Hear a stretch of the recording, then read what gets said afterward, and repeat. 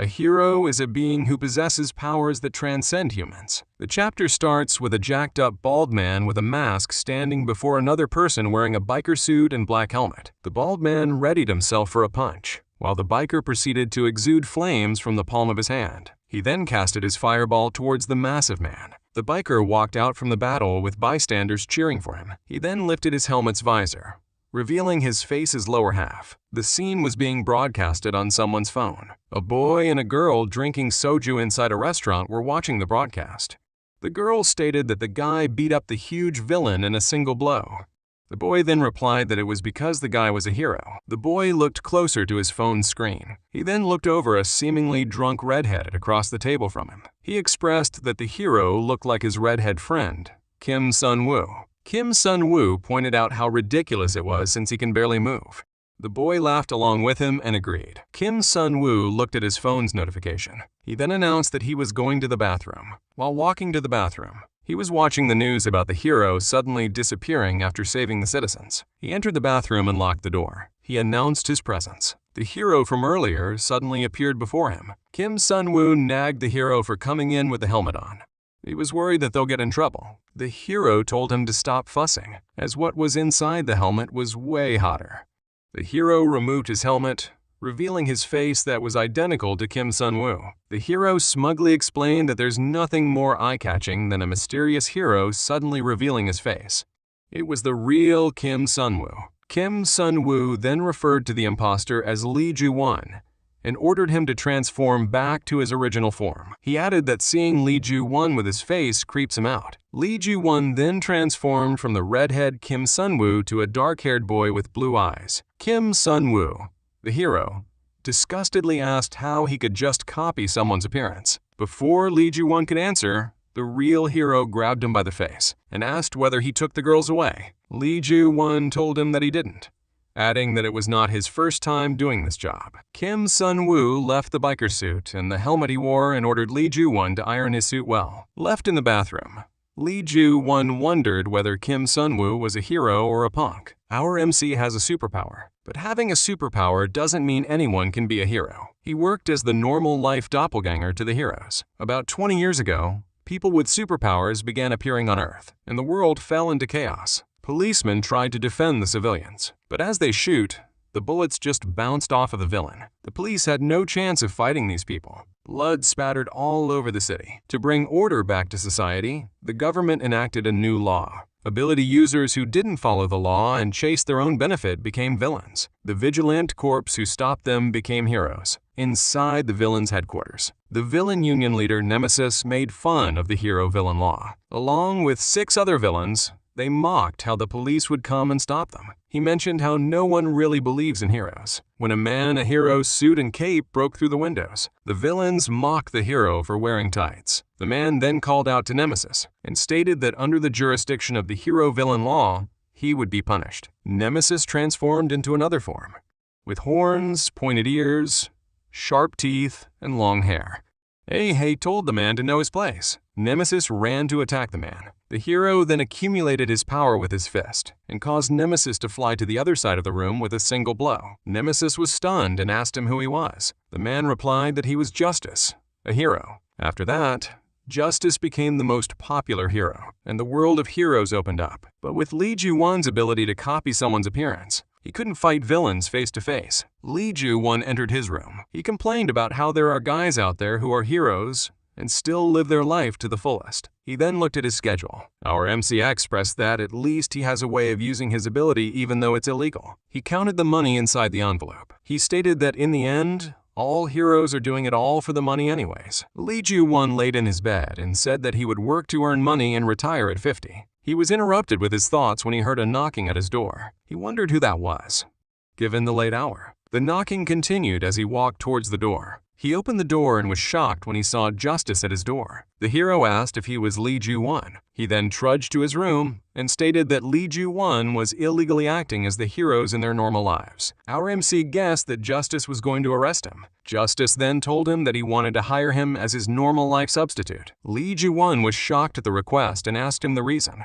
Justice replied that he knew Lee Ju-won was not supposed to ask personal questions. He then opened a briefcase revealing tons of documents our MC would need. Lee Ju-won went through the document and stated that there was no photo of him there. Justice then removed his mask and revealed his face. Lee Ju-won asked the hero when he should start, and the hero immediately replied tomorrow. Justice gave him a card and ordered him to come to the address written on the card. He then suddenly disappeared, leaving a very confused Lee Ju-won. The next day, our MC found himself looking up at the ginormous building before him. He looked at the card to confirm whether he was at the right place. Lee Ju-won was now waiting for the elevator. When he thought about how he was the direct opposite of Justice, when he arrived at the penthouse, he saw Justice sitting down on the couch from the back. He approached him as he was about to show him a confidentiality clause, but was shocked at the sight of Justice's bloody body. Lee Ju-won wondered if he was dead, and wondered who killed the No.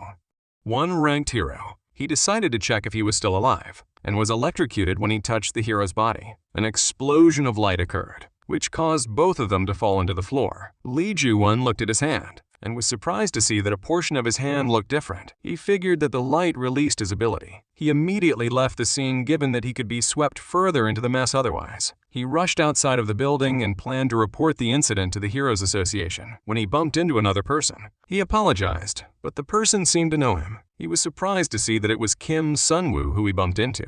Lee Ju-won was relieved and was about to ask him for his help, but before he could ask him, Kim Sun-woo wondered about his hand, which Lee Ju-won realized was now back to normal. Kim Sun-woo then complained about his shirt being stained with coffee and demanded that Lee Ju-won pay for the dry cleaning. The two were interrupted when a force hit Kim Sun-woo. It was another villain in a cape with multiple tentacles. The two got a better picture of what this villain looked like. Lee Ju-won figured that he was not the guy who killed Justice as he attacks using tentacles. Kim Sun-woo was enraged and attacked the villain with his flames. The villain dodged the attack with ease and charged towards Kim Sun-woo. Our hero was stunned as he waited for the attack, but he was able to cut the criminal's tentacles. Kim Sun-woo immediately moved towards the villain, but this scambag only smirked. He used the tentacles to hold back Kim Seon-woo, but their grip grew tighter. The villain even mocked the hero for thinking he only had 4 tentacles. People started screaming as the hero was being held up in the air. Lee Ju-won couldn't believe that Kim Sun-woo was caught so easily. The antagonist tightly gripped Kim Sun-woo until he was dead and released him from his limbs. People were frightened. He then went on to confront the nearby commoners. Lee Ju-won was able to hide from the villain. He thought about how another hero has got to show up, and saw a poster of Justice. He heard the people crying and waiting for Justice to come. Our MC lamented how people would die waiting for a hero who wouldn't come. He then heard a little girl sobbing from a corner. The villain noticed the child. Lee Ju-won screamed at the child to run. The villain seemed poised to approach the unsuspecting child with his tentacles. Lee Ju-won ran to save the little girl from the villain. Our MC tried to catch the tentacle without taking into account the consequences of his action, and as he tried to grab it, his hand lit up. The villain couldn't even believe it. Lee Ju-won transformed into Justice. Our MC noticed that his own strength is at a different level. He easily tore the villain's tentacle. The sudden appearance of Justice caught the villain by surprise. Lee Ju-won in Justice's form was face to face with a villain with tentacles. His whole body was overflowing with so much more power than he could handle. Given that it was his first time going against a villain,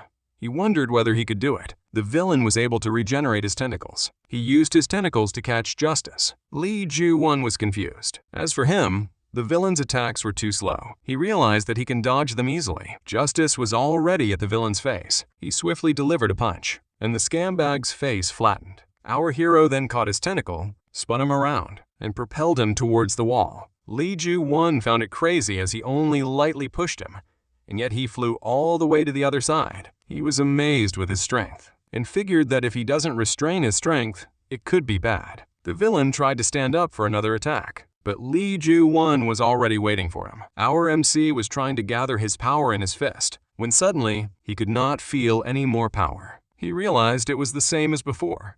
He couldn't control the transformation. Our MC knew this was something bad. The villain was almost near him when he was attacked from behind. Our mighty hero was stunned, and another hero announced she came just at the right time. The attack was from a pink-haired girl. She excitedly rushed to Justice and assumed that Justice knew she was coming. She complimented Justice's hearing skills and how Justice drew the villain's attention so she could safely attack. Lee Ju-won was confused and at the same time relieved that he survived. The pink-haired was still gushing at how fast Justice arrived at the scene. At the same time, the villain woke up and was ready to attack again. The girl turned around with her eyes lit up and busted the villain with flames. She was annoyed at the villain's audacity to go against Justice. She turned back to Justice and realized that he already left. She was pouting about wanting to get an autograph when another woman with a black cloak came in. The woman ordered the pink-haired girl to help the injured people. She immediately helped an old man. Then the woman mumbled to herself, as she was not expecting Justice to be alive. She also noticed Lee Ju-won running away from the building. The woman just looked at him at a distance. Back at home, Lee Ju-won was shredding the documents he received from Justice. There were so many that his hand turned numb.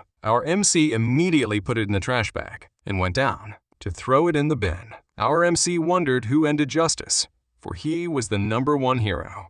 It would only mean that a certain villain was stronger than him. He then thought of not being able to transform before leaving and wondered whether someone saw him, to which someone replied that she did. He was startled and looked for the person. The voice continued that our MC must be quite thorough, given that he already shredded the evidence. Lee Ju-won was still looking for where the voice came from. The voice then told him that she was below him. He fell down, surprised, at the woman coming out from the ground. The woman with the cloak earlier emerged. A pair of dark hands also emerged from the ground and took out the documents Lee Ju-won put in the trash. It immediately ripped the bag, causing the shredded pieces to fall. The woman casted a skill that summoned the papers. Lee Ju-won was stunned, as she effortlessly restored the documents to their original form. Now she was able to clearly look at the contract. The woman asked Lee Ju-won whether he saw Justice dead. She continued that his knowing would put her in a difficult situation. The shadow attacked Lee Ju-won. Our MC was pushed. He figured that she was determined to kill him.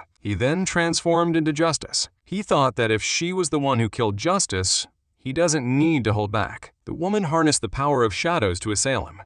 Lee Ju-won quickly understood that these couldn't be grasped as easily as the tentacles, but the attack strategy was pretty similar. He dodged the attacks and approached the woman closer, when he suddenly felt the same symptom acting up again. He was transforming all of a sudden. The shadows reached our MC. When the woman realized and stopped the attacks, she referred to Lee Ju-won as an imitation lacking originality. The woman also referred to him as uninspiring. Lee Ju-won was enraged and used his left arm to hit the ground and lifted a portion of it. Our MC used it to defend himself from her attacks. He soon noticed how swift her movements were. A shadow reached the rock and broke it into pieces.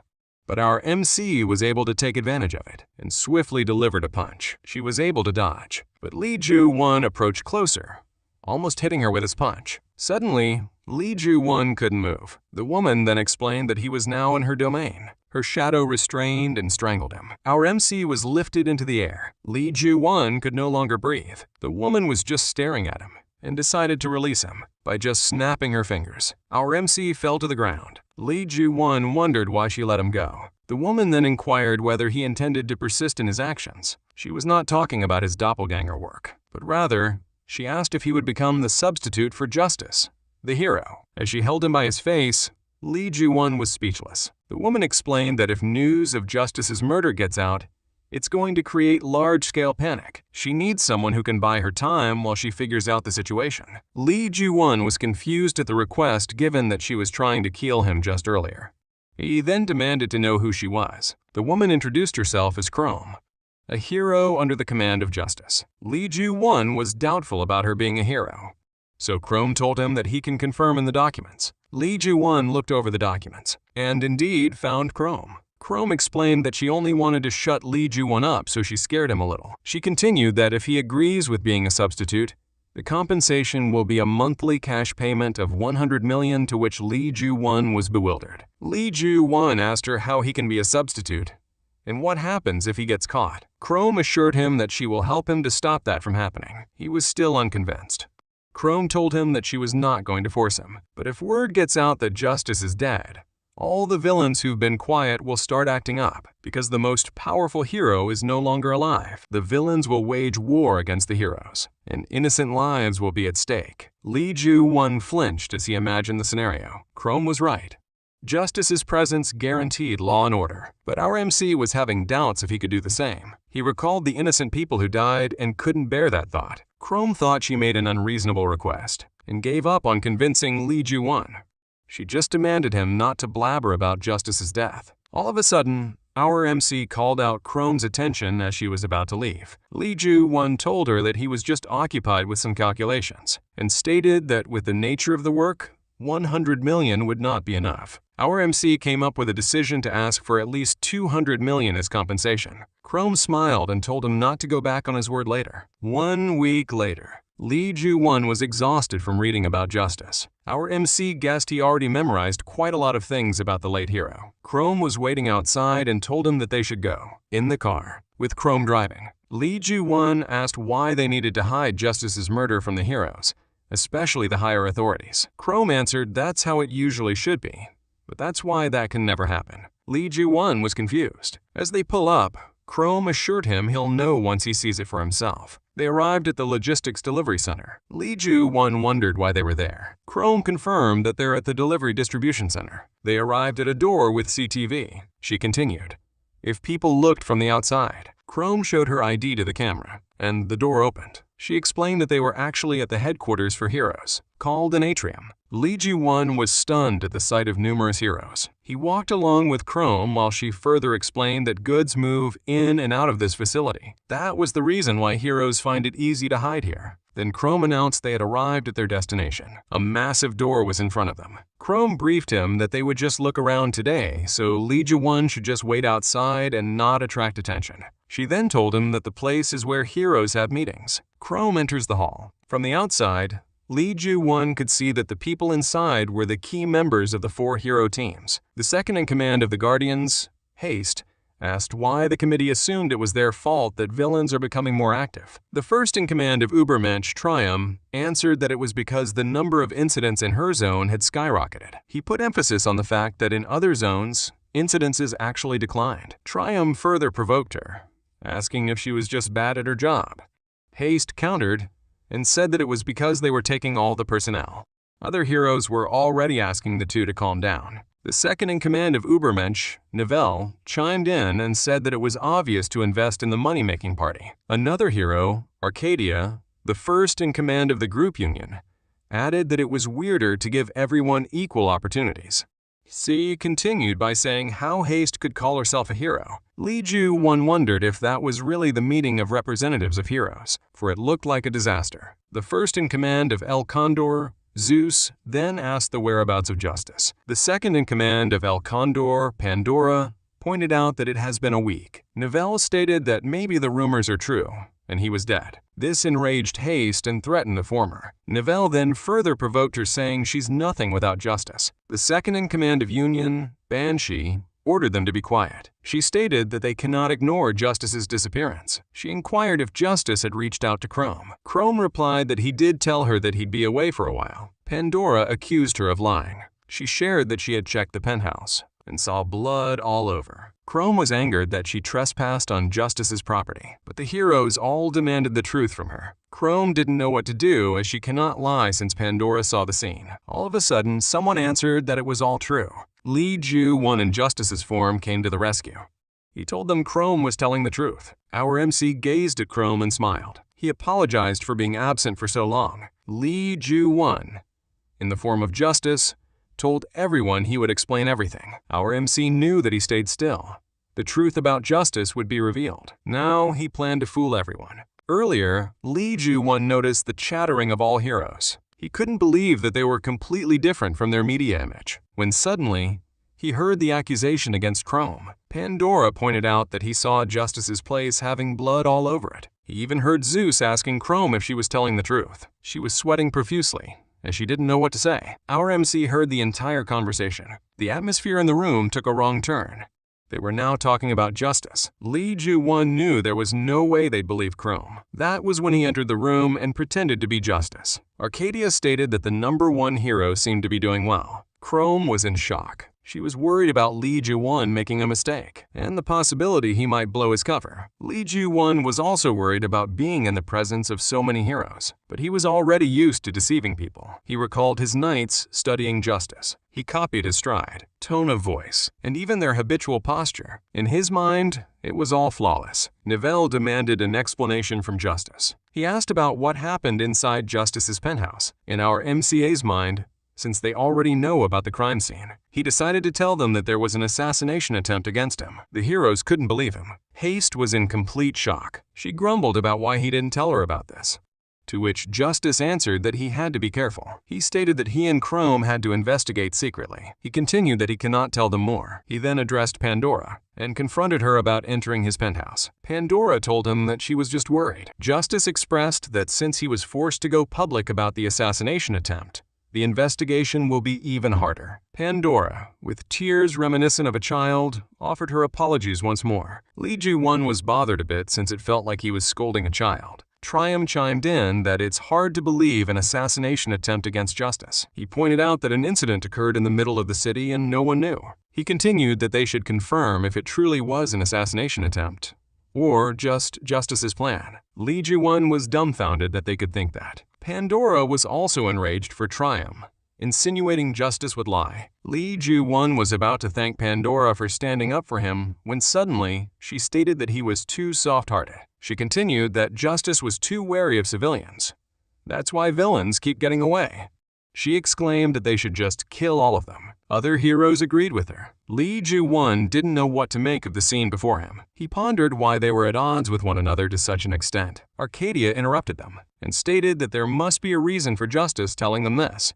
He added that they had to move on since there was the big thing for the day. All other heroes had no choice but to stay put. They all seemed to be tired, and our MC didn't know what to do anymore. On the drive back home, our MC got tired from the assembly. Chrome threw a can of soda at him. She then told Lee Ju-won that he did well aside from the sudden plot development. Our MC immediately responded that it was still better than them finding out Justice is dead. He also asked why they were so aggressive towards Justice.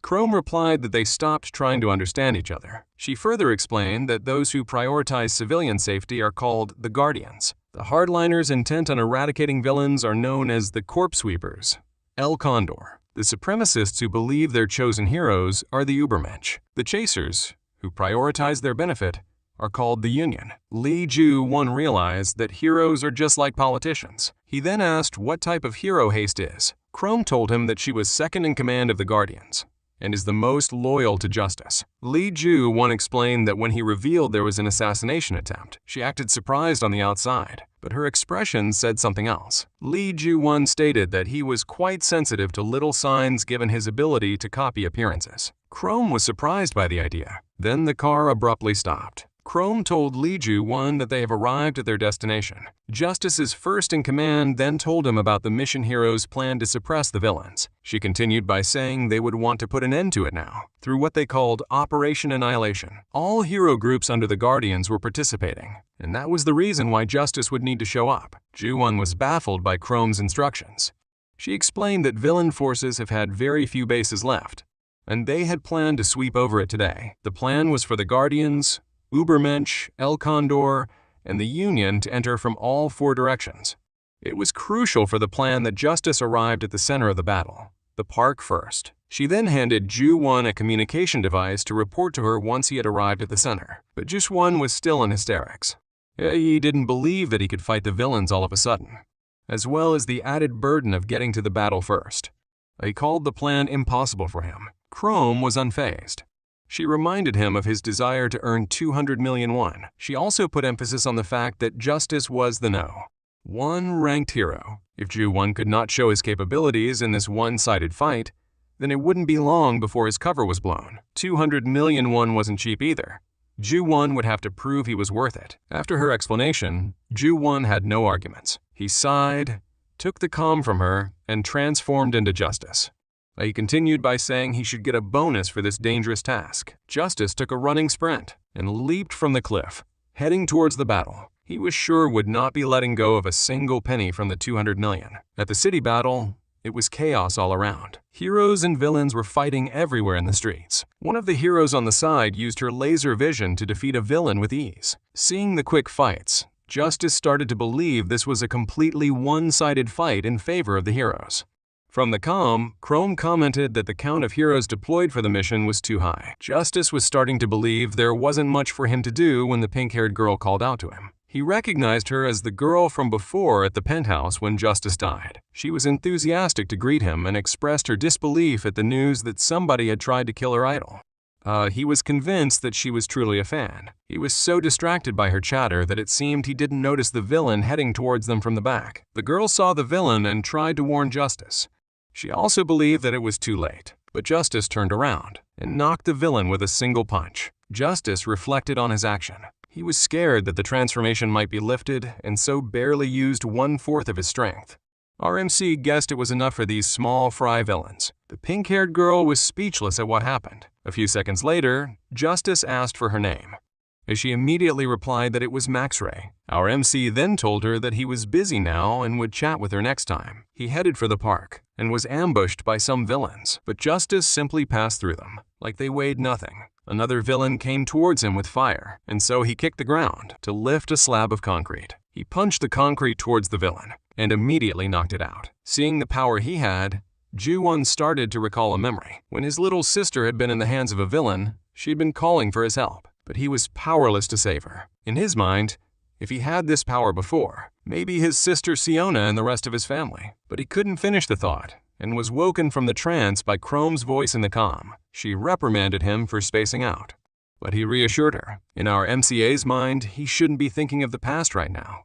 He just had to use the power he has now. He took a running stance. He was now determined to help other powerless people. A couple of villains were waiting on the side of the road. Justice sped through the city and was unstoppable for the rest of the villains. One wanted to chase him, but a girl wearing a blue suit and glasses stopped him. She continued by saying that somebody was already waiting for Justice where he was headed. Justice saw the park from a nearby distance. He was almost there when a spear suddenly flew from above and landed near him. A big man appeared from the opposite side. He was very muscular and wore black leather pants and a cape. He wore a belt on his bare chest and a gladiator helmet on his head. Chrome was even shocked by this man's presence. She introduced the villain in front of him as Caesar, a famous villain. He was greatly known for killing dozens of heroes around just for fun. Chrome believed he was too strong of an opponent for Ju-won and warned him to not pick a fight. Justice agreed and sprinted to go past him. But Caesar would not let him escape so easily. The villain stomped his foot in the ground and a golden dome appeared around them. Caesar grabbed Justice and threw him off course. Justice was confused about what just happened. Caesar dusted his hands and started to monologue. Justice could not win by escaping since he was now within his two-person Colosseum barriers. Justice felt his body being much heavier all of a sudden. He guessed that his opponent's power put a strain on others' bodies. By this deduction, he had no choice.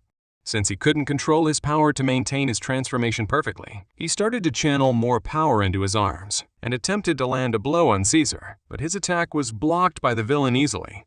He then smirked and said his attack would not work inside the Colosseum. Justice barely dodged his returning strike. The villain was quicker than he expected. Caesar then pointed his spear towards Justice. He didn't waste any more seconds. Justice was barely able to catch the weapon by its hilt from completely piercing him. The villain expressed his dissatisfaction with Justice and mocked him for the hype with his name. He kicked the hero and sent him flying. The villain taunted Justice that he needed to use all of his powers if he wanted to beat him. Ju-won was brought to his knees while he was conflicted about his next move. He could win if he used all of Justice's powers, but it would be a big risk as it can undo his transformation. Another thing was running out of power and getting exhausted by his lack of control. The villain twirled his spear and said it was good for him that the hero was not using his full powers. By killing Justice, they could win this battle. He aimed his spear at the hero and came at him while Justice just stood in place. It was a devastating scene to watch, but he stopped the spear before it could pierce him with ease. He was standing straight and released an enormous amount of power. Caesar also noticed the change. Ju-won reflected on his earlier thinking. Super abilities were like a glass of water. As you use it up, the water level gets closer to the bottom, but Justice's abilities aren't at the level of a cup. Rather, they're a vast expanse of ocean. Ju-won realized that he was overflowing with power, but he had been using it sparingly. Caesar was caught off guard, and the hero's attack landed directly on this one. In our MCA's mind, the real Justice didn't have to worry about that. He channeled great power into his arm and knocked the villain. Far away at the atrium, Haste was deep in thought. One of the assistants asked her why she was so restless. She replied by asking if Justice had not yet signaled that he had arrived. The assistant agreed that he was later than usual.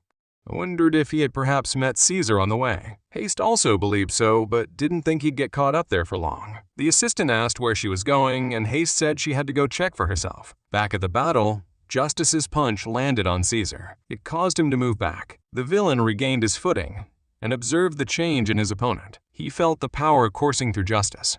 It was like he was now battling a completely different person. Justice thought back to how he had tried to control his power whenever he used it. But by doing so, the transformation was lifted. Our MC now thought about what would happen if he set it free. The two exchanged attacks. Justice jumped to strike his opponent and punched him in the gut. Caesar now acknowledged the fact that Justice was overpowering him. In his mind, if one Colosseum would not work, he'd put an end on this fight with 2 barriers.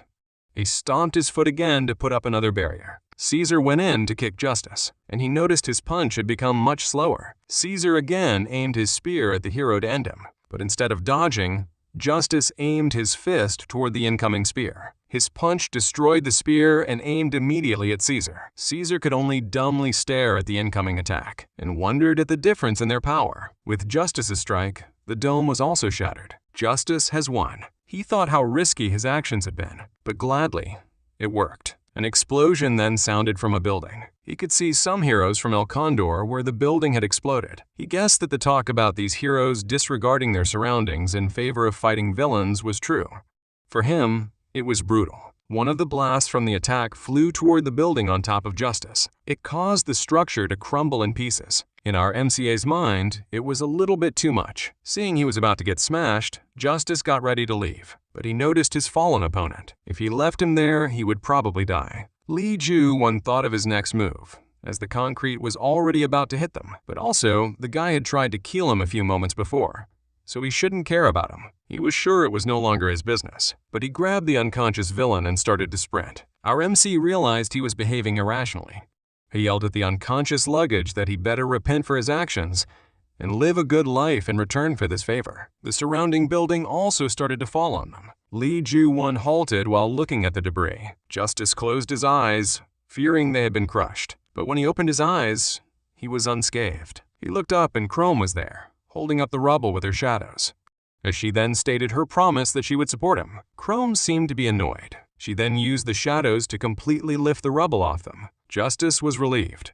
He thought he would be killed for a second there, but Chrome was angry, for he helped a villain. She asked him if he was out of his mind. Justice nervously tried to explain that he couldn't just leave the guy there to die. He lifted the unconscious villain on his shoulders.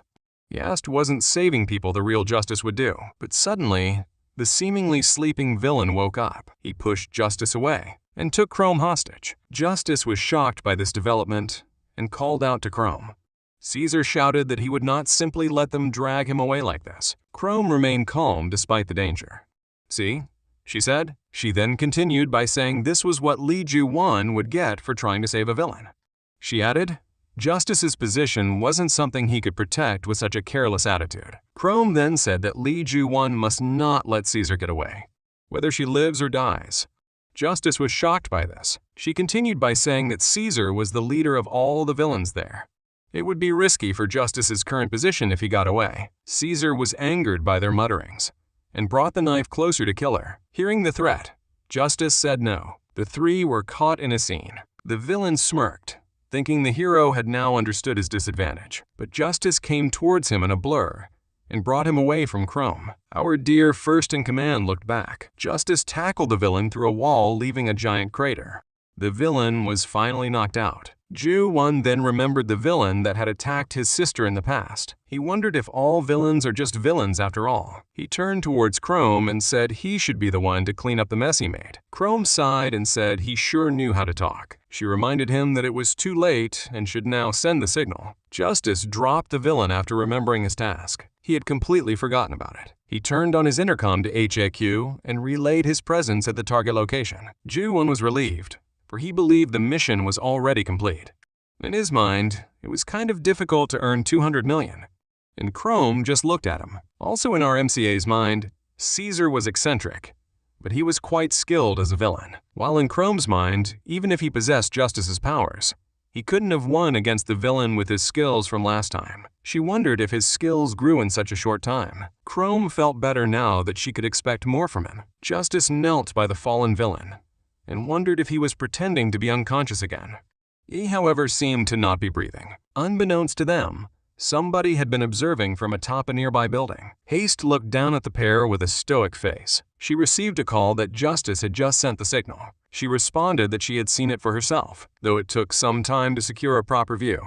Behind her on the roof were the bloody bodies of many villains. As she looked at the pair below, she muttered that something was strange. Later at the atrium, Justice wore an exhausted face. Chrome noticed his lifeless demeanor and asked what was his problem. Justice expressed that although he could now maintain the transformation by not restricting the power, it still left him tired. He started to walk with a wobble from exhaustion.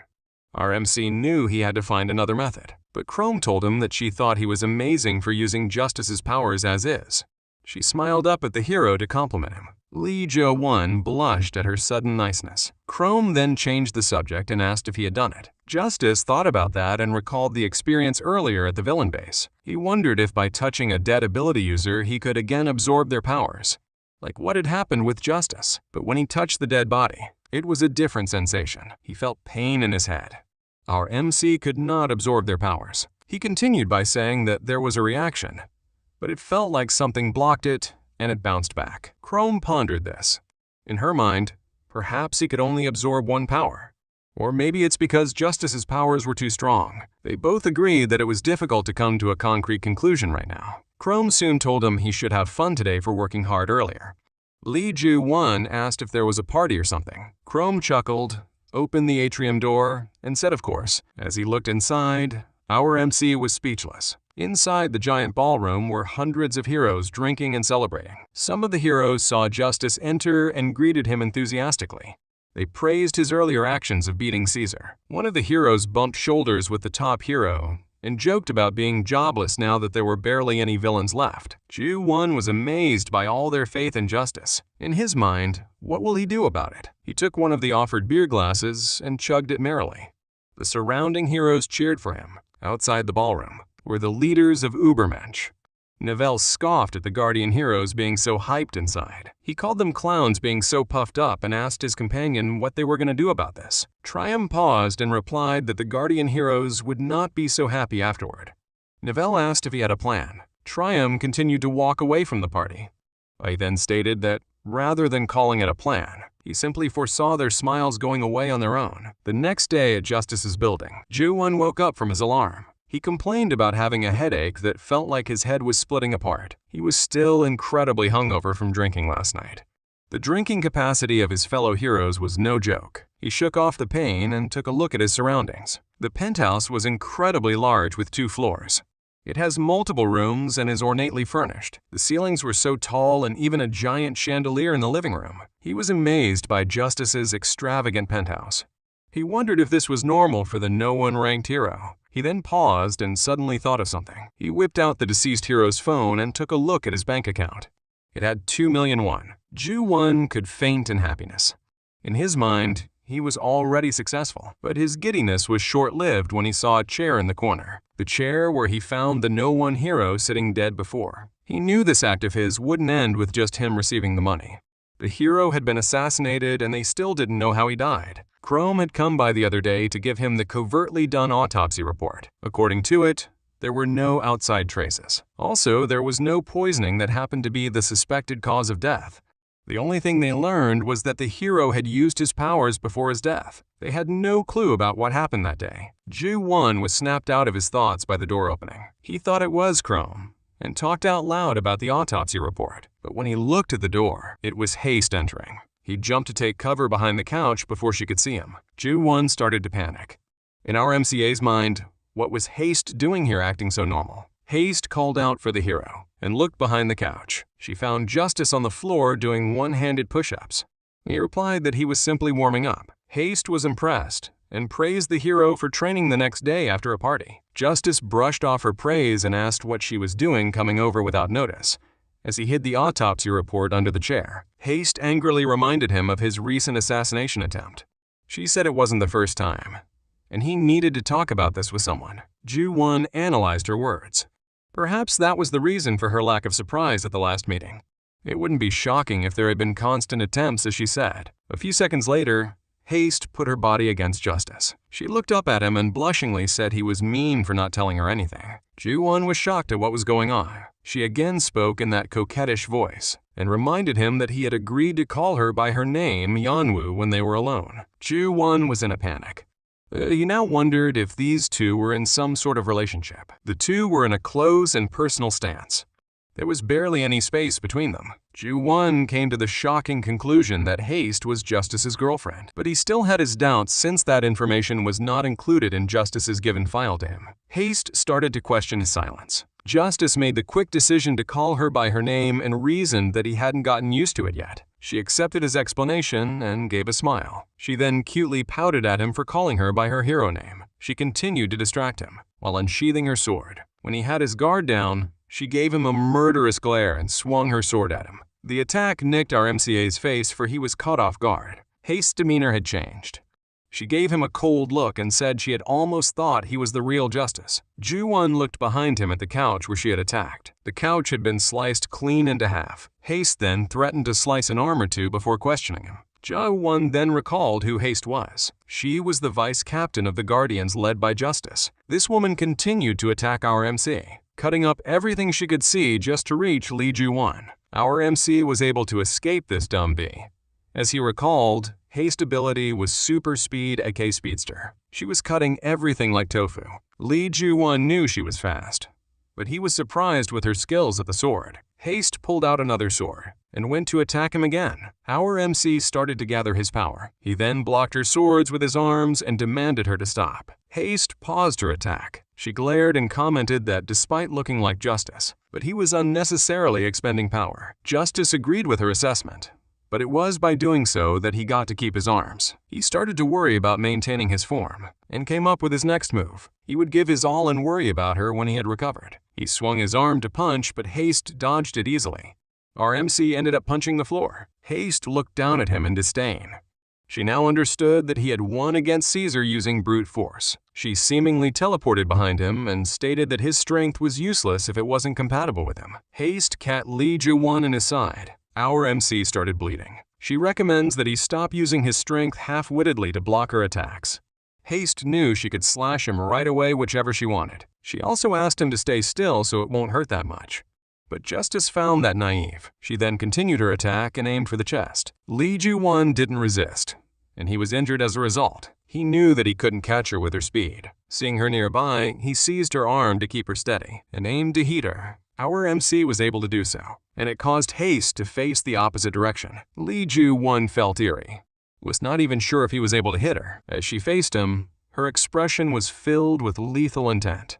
She thought, how could this pretender dare to act this way? Seizing the moment, Justice aimed another punch at her, but she was already gone. Haste appeared behind him again. She raised her sword, determined to end the confrontation with him. Haste invoked a technique named Flow of the Windblade. Lee Ju-won was just standing and didn't know his next move. Then another skill called 1,000 Cuts was sent out. Justice sensed a flurry of slashing strikes simultaneously. He felt one such attack, nearly severing his arm. But before it could cut through him, Haste's blade was stopped by shadow tendrils. Haste recognized these shadows. Chrome emerged from behind, remarking that she was as unpredictable as ever when it came to Justice. Our MC felt a wave of relief upon seeing her. Haste, on the other hand, was not fazed.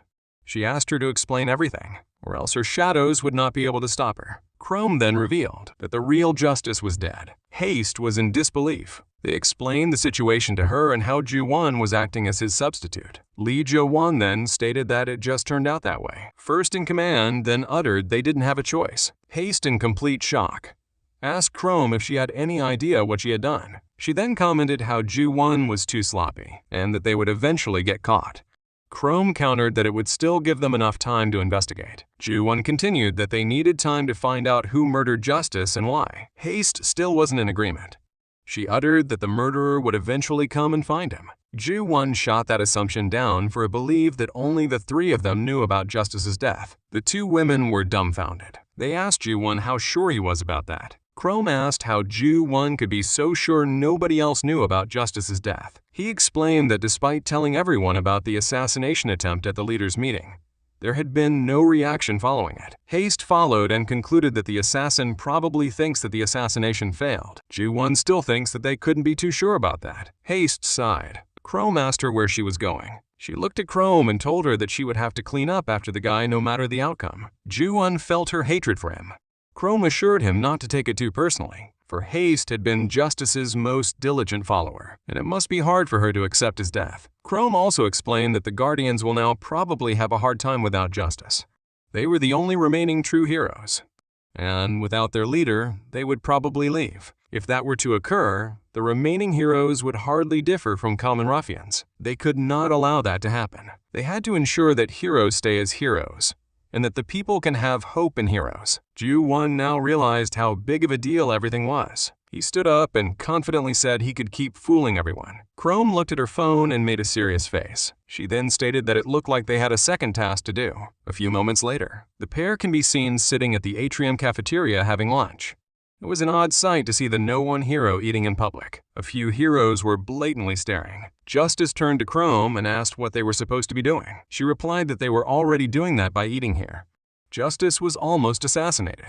They needed to show that he was good now. He understood that but complained about the amount of food he had to eat. Chrome said he had to get used to it, especially with today's hero. Our MC asked what she meant by that. She pointed to her side. It was a group of heroes touring the building. New heroes were recruited every 3 months and was considered the biggest event for Atrium. They would also be deciding which of the 4 groups they would join. It was sort of similar to club recruitment as freshmen, but on a bigger scale. Justice questioned what he had to do.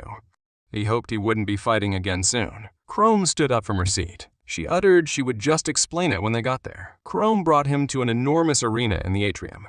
The arena stands were also starting to fill up with heroes. Chrome advised Justice to recover from his astonishment. He apologized but expressed his surprise with the scale of the event. Justice then once again asked what he had to do. Chrome turned around and told him to do nothing. She continued by saying, "The most skilled person doesn't need to show anyone anything after all." His duty was to sit in the center looking serious. Lee Ju-won commented that it was more boring than he expected. He then looked around and saw the designated places for the 4 groups. The 2 leaders for each group sat in the front with the rest of the members behind them. It was also noticeable that there were significantly more members in Übermensch in the Union. Lee Ju-won stated, Chrome replied that Guardian was kinda weak when it came to numbers. She then continued by saying that those who had powers naturally wanted to profit from them. She stopped speaking when she saw Haste make her way toward them from the stands. Haste took a seat beside Justice. He greeted her, but she replied coldly that she was only there to play along. She crossed her arms and said she still didn't like him. Ju-won was also irritated by this. He thought to himself that it wasn't like he wanted this. Justice's death wasn't his fault, so she had no reason to be so hostile. His thoughts were interrupted by the signal of the match starting. On the stage were 2 heroes. One was from Guardian and the other from Übermensch. The hero from Guardian channeled his power to his arm, where rocks started to manifest. He reared it back, aiming to punch his opponent, but his attack was dodged. And the other participant counterattacked with energy forming in his hand as well. The Übermensch hero's palm was charged with electricity, which he used to throw back his opponent. It was a hit, but the Guardian hero shook off the effects of the attack, saying his opponent had spice to him. The other hero simply smirked and gathered more energy. He leaped into the air, moving towards the Guardian hero. Watching the 2 from his seat, Justice asked why they were fighting. Chrome exasperatedly repeated it was for the oat. They were promoting themselves to attract groups. Justice lit up and called it a friendly match, but Chrome looked at the battle seriously. She commented that it would be a stretch to call it a friendly match. On the stage, the Übermensch hero had his adversary face down, immobilized. He was simultaneously administering an electric shock to him. Lee Ju-won stood up to stop them but was stopped by Chrome. He was stunned. Lee Ju-won asked if he was just supposed to watch this open harassment. Chrome replied that it was a regular competition and is also a power battle between different factions. She then continued that the hero from Übermensch was not doing anything illegal, and even the real Justice did not have any grounds to stop him. Lee Ju-won gritted and watched. The Übermensch hero taunted his opponent to raise his arm and surrender before it got crushed, but the hero continued to press his arm into the ground, not letting the fallen hero go. The Guardian hero made a sound of pain, but his holders showed no mercy. The Ubermensch hero raised his other arm intending to crush the other hero's arm, but was stopped. The spectators were shocked and Chrome covered her eyes in exasperation. Ju-won had a flashback again of his younger sister. His sister was a fan of heroes and wanted to see the heroes at the atrium ever since. Our MC told her that he might go to the atrium, and her sister was begging to bring her with him. Back then, he had made a promise that he would definitely bring her with him. She said with a great big smile that great heroes stop bad guys, and that those heroes would keep her safe. In Lee Ju-won's mind, people trust and rely on heroes. Our MC could not stand to see this so-called hero giggles while tormenting a fellow hero. He continued to hold the younger hero's hand to stop him from attacking. He then asked if was not ashamed of his actions, but the other hero showed no remorse. There were now 3 heroes on the stage. The red-haired miscreant persisted by taunting and questioning Justice's interference. Justice spoke about him taking it too far against other heroes. The guardian hero's hand had been severely damaged. He was telling the younger hero to know his limits. But this man didn't agree with him. The Ubermensch hero sneered and said what Justice would do if he didn't want to do such a thing. He aimed his gauntlet against the no-one hero. In his mind, he had the ability to use forces of attractions and repulsion.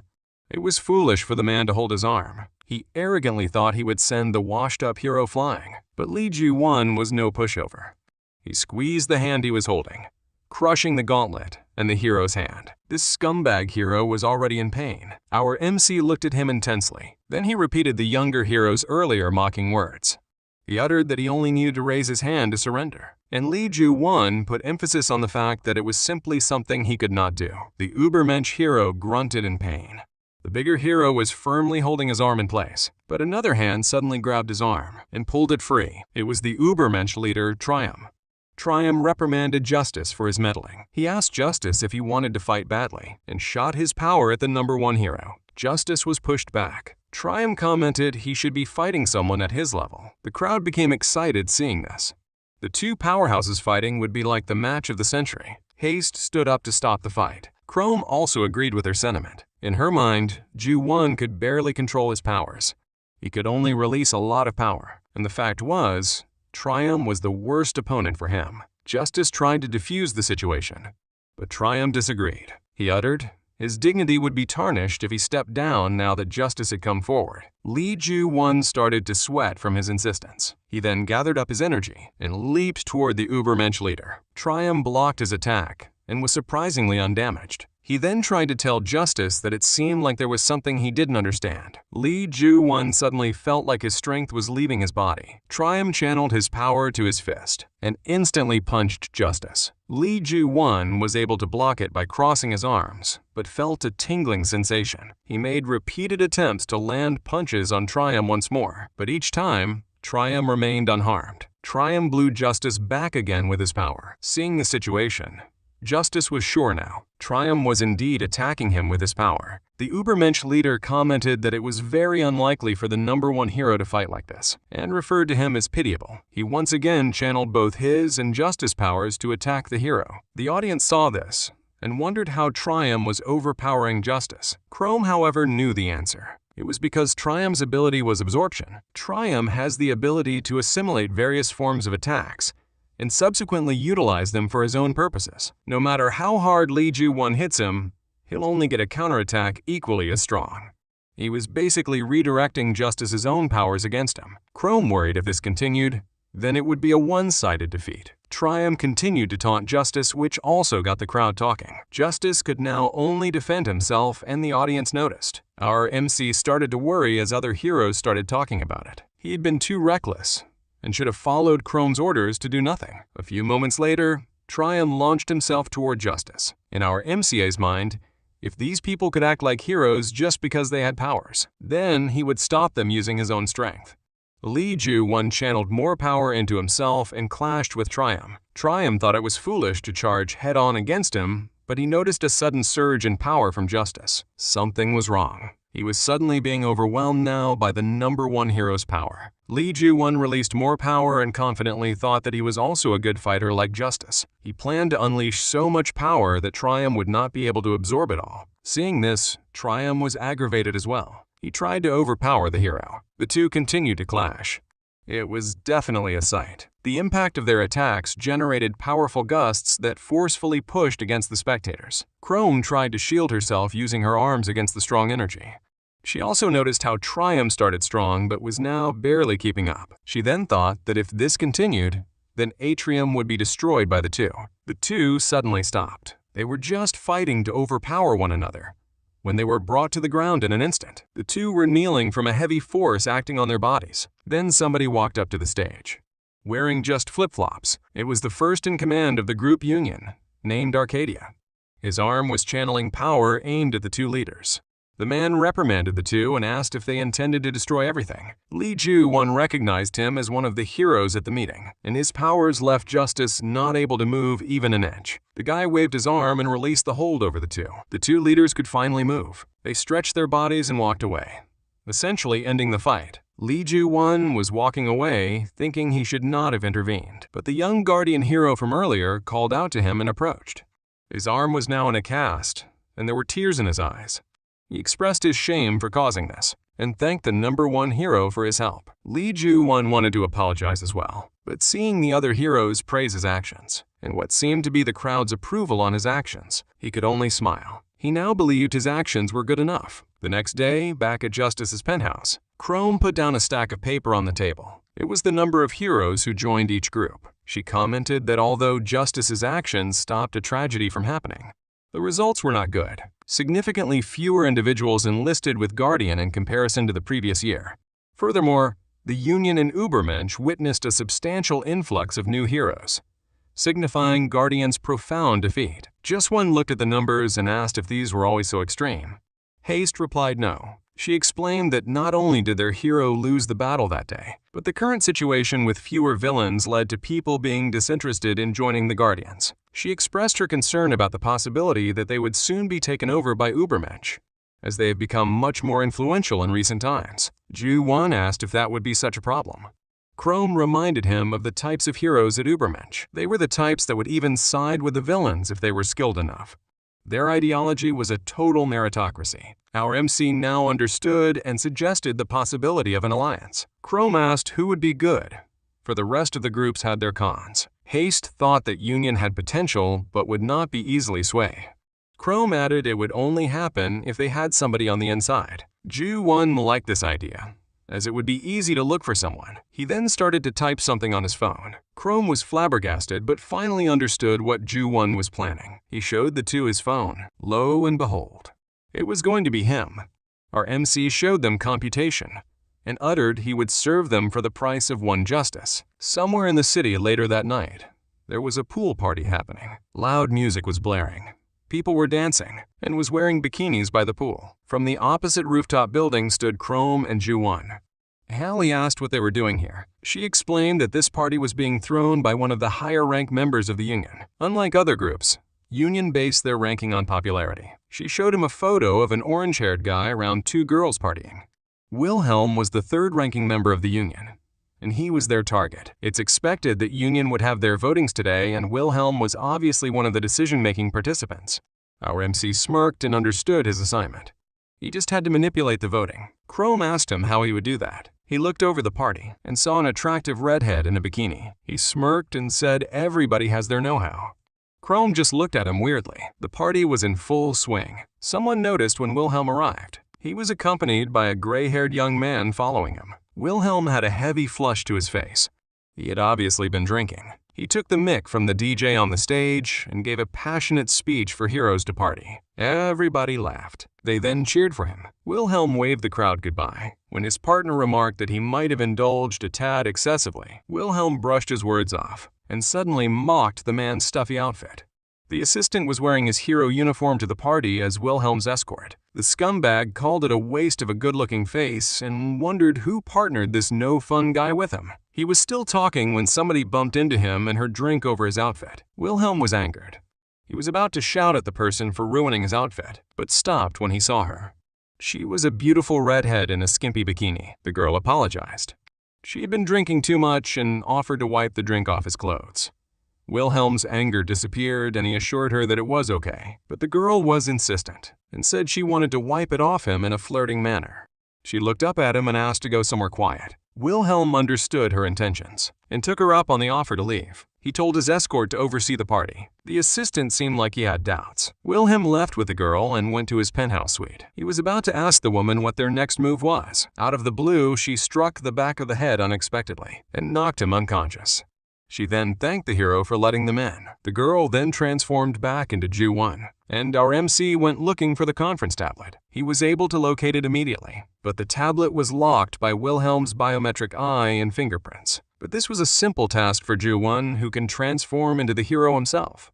The verification was accepted and he got in. He was greeted by Arcadia for his unusual attendance, and Ju-1 mimicked Wilhelm perfectly. The leader found nothing unusual and just reminded him about the purpose of the voting. They would be voting to decide whether to work with the Guardians at the upcoming Heroes meeting. The voting itself would be done based on their popularity rankings. Ju-1 was weirded out by this unusual system, but it played in his favor. With Wilhelm's majority votes, then he could turn the results around. The voting was officially done. Arcadia seemed to be a little surprised. Banshee asked if there was some sort of a problem. The leader didn't express any reaction and simply dismissed the question. He simply put that the results were unexpected.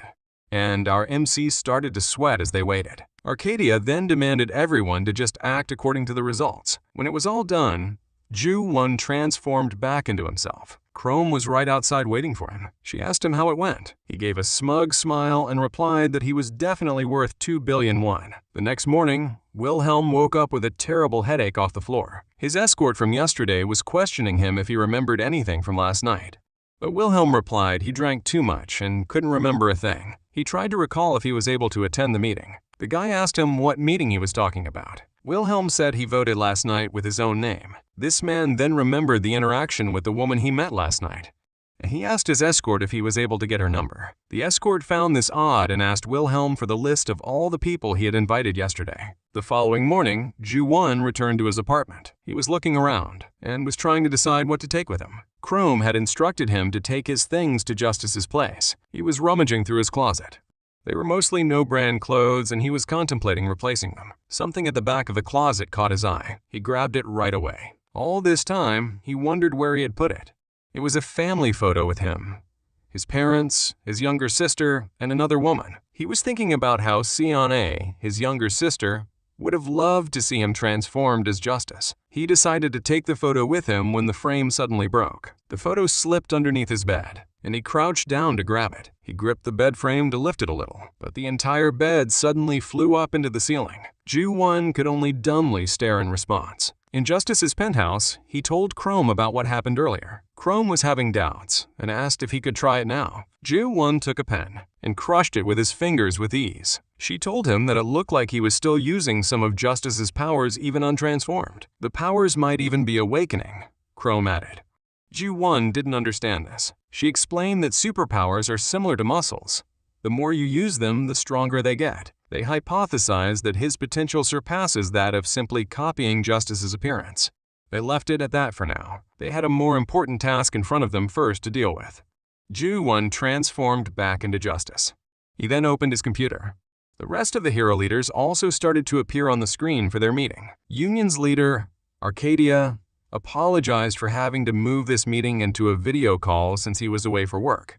Novella dismissed it and asked about today's only agenda. He then confirmed that they'd discuss how they'd assign the heroes moving forward. Novella was about to proceed with their earlier decision when Arcadia cut him off. He announced that Union would be supporting the Guardian stance. Novella gave a violent reaction asking why the sudden change. Arcadia explained their decision was made through majority votes through Union, and as its leader, he would be respecting that. This Ubermensch's member found it to be nonsense. Novell was about to retort again when Zeus, El Condor's leader, cut in. Holding a villain's head, he expressed his confusion about Novell's actions, was so against catching criminals. Zeus was currently in the field. He then asked if there was a special reason why he was against it. Novell responded saying that they had already destroyed the villain base during the last operation, and he believed it would be a waste of human resources. But Ju-1 disagreed with this. He stated, "Villains may seem dead, but they continue to pop up over and over." He then continued by saying that they had gotten rid of their leader, but it was crucial to pull out the roots to avoid future troubles. Banshee, the Union's second-in-command, said she would follow the chief's decision. Everybody else but Neville seemed to be in agreement. Seeing this, Trium asked Novell to calm down. He agreed with the Guardians' stance as it would also be good for them anyways. The Guardians were in amazement that it all worked out. The pair later went back to Ju-won's apartment to assess the damage. Indeed, there was now a giant hole through the roof where he had thrown the bed. Chrome realized they were in a serious situation. Ju-won would have no choice but to pay the owner of the building. While he cleaned up, our MC started to contemplate all the changes since the day he had changed into Justice. Ju-won then turned to Chrome to ask her for her purpose in all of this. He was doing all of this for the money. But what was Chrome's purpose? She just reiterated that they needed justice alive for heroes to act like heroes. Our MC found it to be dangerous. He then asked if she had a personal reason. Chrome seemed to be in deep thought, but said she had no such reason and headed for the door. Ju-won was speechless and wondered if he said something that caused Chrome to leave. He then followed her out to throw away the trash when they saw a strange man outside waiting for them. It turned out to be Wilhelm's companion from the party on that particular day. The guy started to speak, saying he recognized Chrome from the Guardians. He laughed and pretended he hadn't expected to run into her here. Chrome gave an excuse that she was meeting someone and asked what business he had in the area. She called the guy Stiletto. He did not seem to be satisfied with her answer. He then started reciting things about Ju-won, his age, and his ability to copy another's appearance. Our MC was alerted by this. The guy pretended to laugh as he explained he didn't understand a single thing about the scheme. A few moments later, his expression changed. He then asked what he was doing at yesterday's party. Ju-won tried to pretend ignorance but was interrupted. Stiletto said he had already seen the CTV footage. He stated that the scene after our MC approached Wilhelm as a woman and shifted back to his original form was filmed very clearly. Ju-won cursed himself for not noticing the CTV camera. He just tried to lie about being an anti-fan of Wilhelm's. Our MC mentioned that that was the reason he wanted to cause a little trouble for the said hero. Of course, they couldn't let him know their purpose. Stiletto found it annoying. He then asked something truly terrifying. He asked Ju-won who he was troubling by transforming into Justice. The two were stunned by this.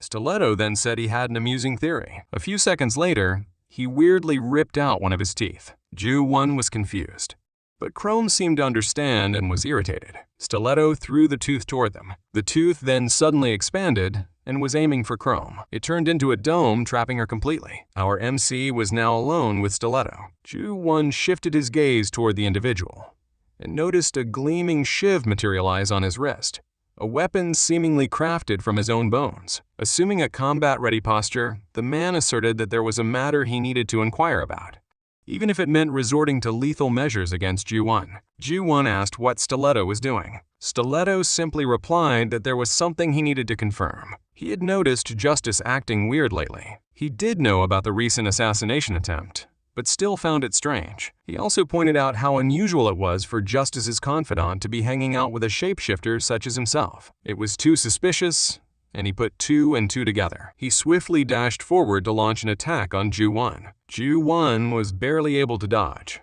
leaving a small cut on his neck. Our MC held the wound. He then internally questioned why all these heroes seemed to be after his life. Stiletto theorized that Ju-won was impersonating Justice and asked if he was right. Our MC had something to say, but of course, he denied it.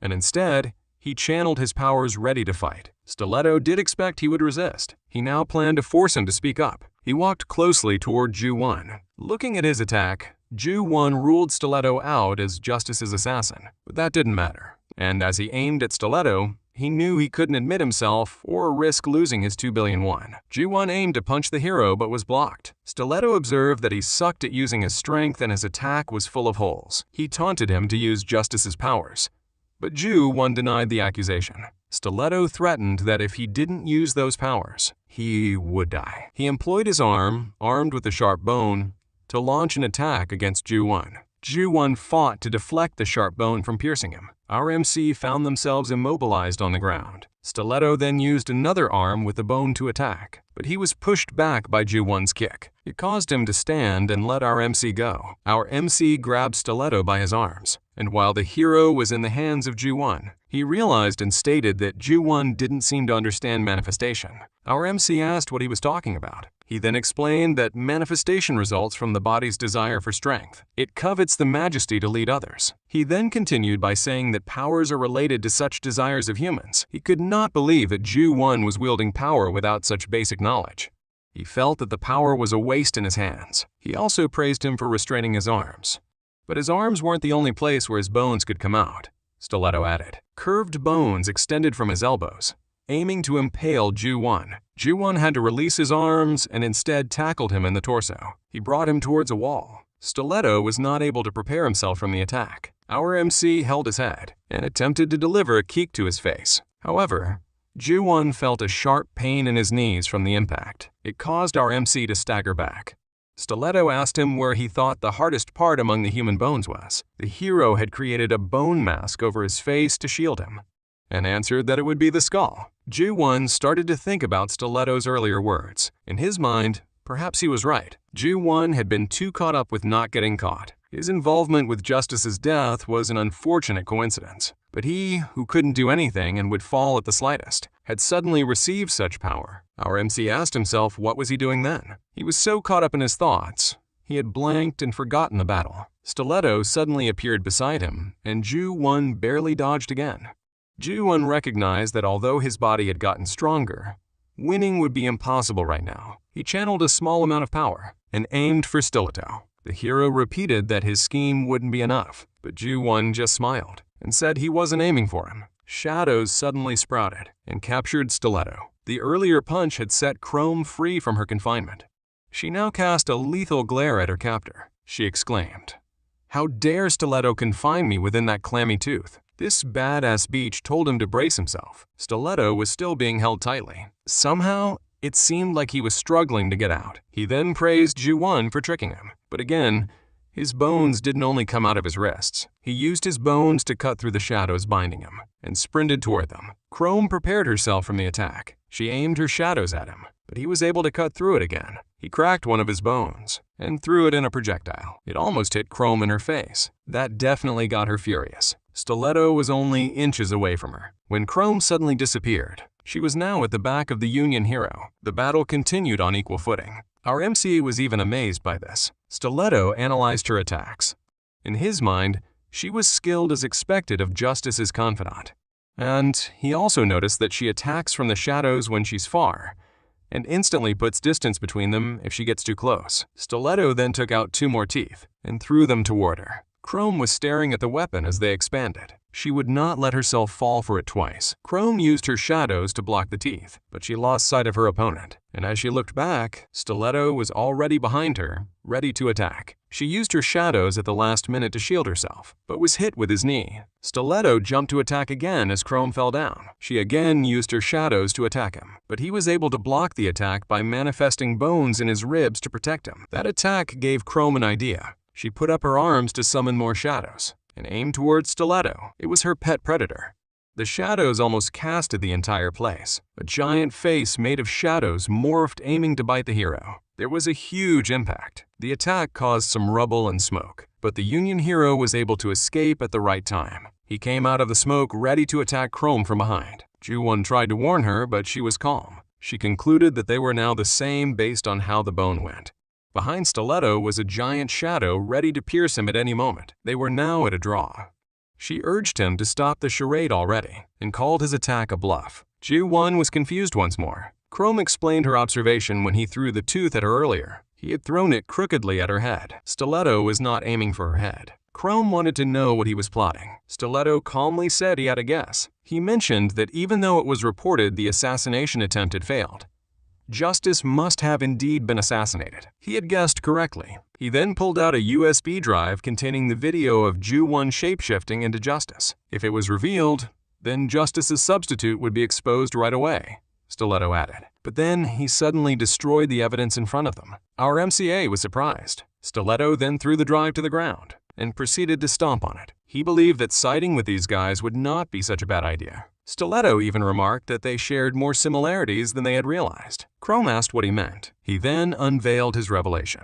Despite his affiliation with the Union, he was also a spy, a covert operative from El Condor. The two were dumbfounded. Stiletto elaborated that there existed a current imbalance of power among the 4 factions. The Union and Übermensch seemed more preoccupied with self-serving motives than with the objective of defeating villains. He had infiltrated the Union to create a commotion from the inside. Stiletto assured the two that he required trustworthy allies to carry out the plan and wouldn't betray them.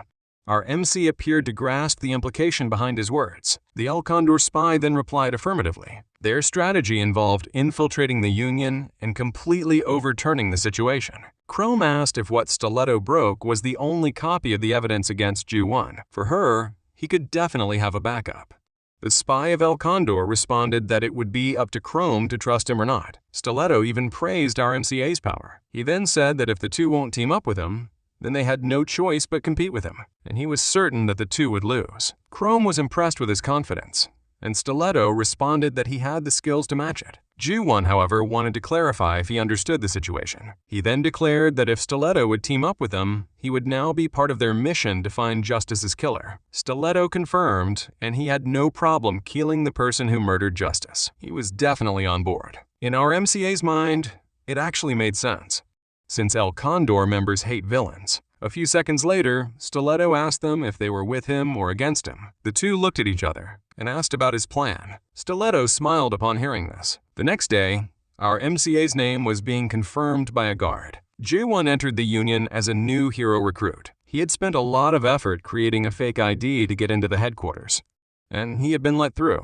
He took a look around with the other heroes in the building. They were all wearing casual clothes and did not look at all ready for combat. In his mind, it was a different atmosphere from Guardian. A voice behind him responded that it was because Union was a commercial group, and as such, did not have a dress code. As he turned around, Ju-1 saw Chrome.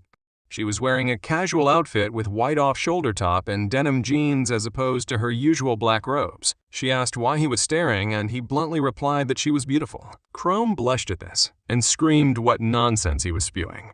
I tried explaining that it was just different from her usual dark vibes and chuckled. Chrome was embarrassed and stomped away, urging him to follow.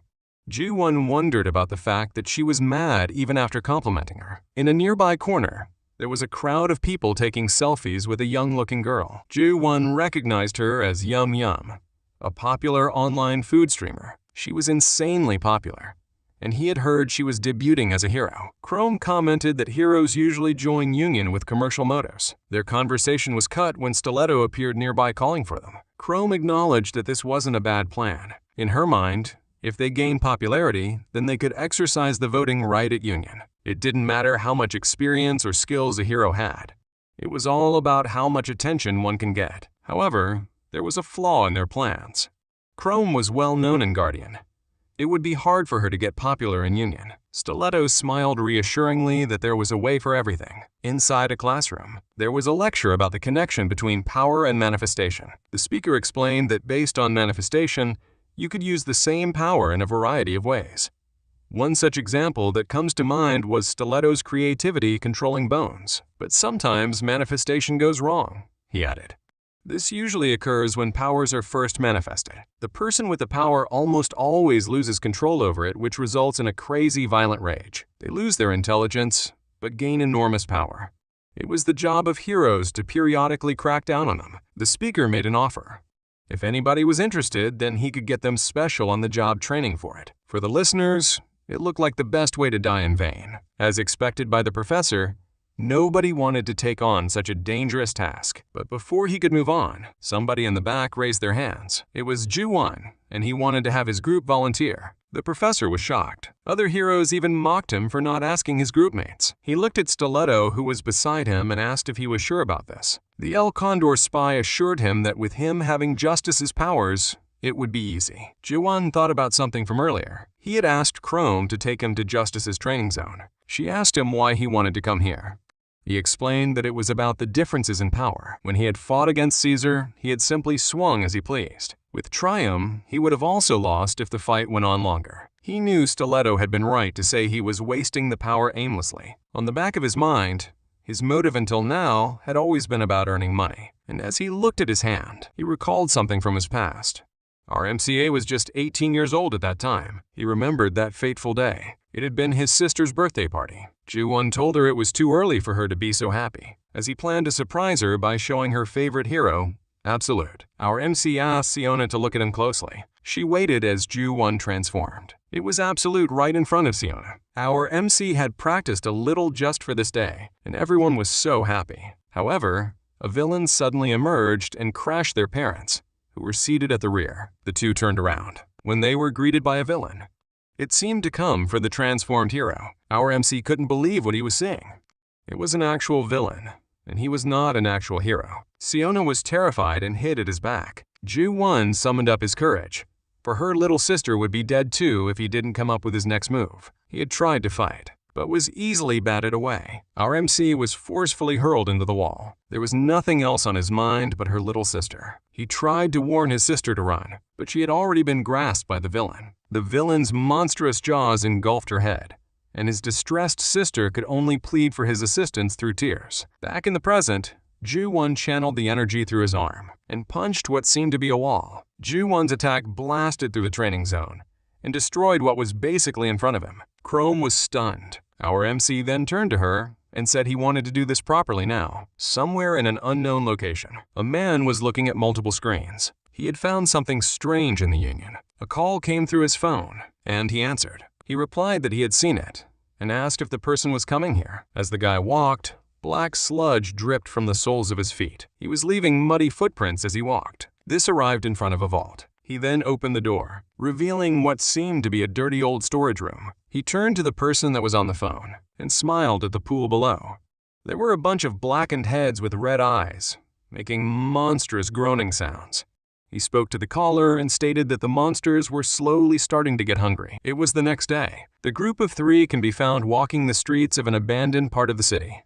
Chrome looked at Ju-won deadpan and asked if he wasn't a bit too much at yesterday's orientation. Our MC brushed her question off and expressed his concern about their current task. They had accepted the task of subduing a crazed ability user from their failed manifestation.